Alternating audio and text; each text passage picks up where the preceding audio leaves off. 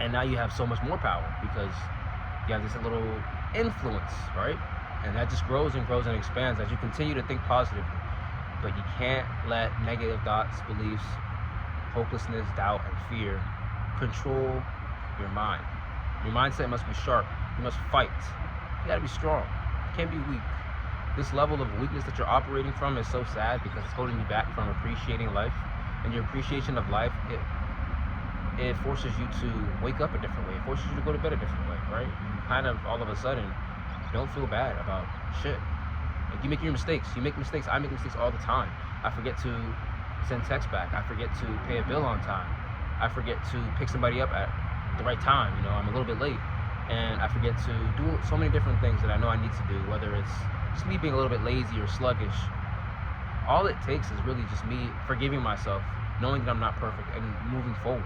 Don't let that shit that happened before, I'm not going to dwell on the past and allow it to beat me up. It's over. It's nothing I can do about it. It's the past, and I'm moving forward. You need to do the same thing. You need to operate from a level of gratitude, from a state of gratitude, and you need to always think positively. When you decide to think negatively, you are undermining the power that you have, the power that God has given you. And once you realize the value that God has given you is the power, that power that you can use to shape your reality and get what you want and appreciate what you already have. When you appreciate what you already have, you realize you kind of do have everything you want. You just want a little bit more. That's all. You just want a little bit more, and you're worthy of getting a little bit more. And you know you're worthy of getting a little bit more because now you think differently. You know that life is good. Life is better than advertised. And it's like, oh, okay, life has always been pretty good. Life has been pretty sweet. So, with that being said, I can just think positively all the time. If I have these negative beliefs, they're not real. I can get rid of them. I can ignore them and move forward 30 minutes, not even 30 minutes, I'm sorry, 30 seconds later, just like that, as quick as possible. Because I have the power to think positively all the time. There you go. I'm serious though, like, you don't have to be sad about anything. You don't have to be mad. You're more likely to be mad than sad. Because you're like, something about anger. Anger is profusive. You can do something with anger. With sadness, you can't really do anything good with sadness. You kind of self-sabotage when you're sad. When you're angry, you can use that fuel and that anger and, go for a run, lift weights, I don't know, like punch the air. Like, it's not self-sabotage. When you're sad though, you can't do anything. You can't do anything progressive with sadness. At least I can. I don't know about you, but I know I can. So that's just what I know. It's simple. It's simple. It really is simple. Just continue to practice.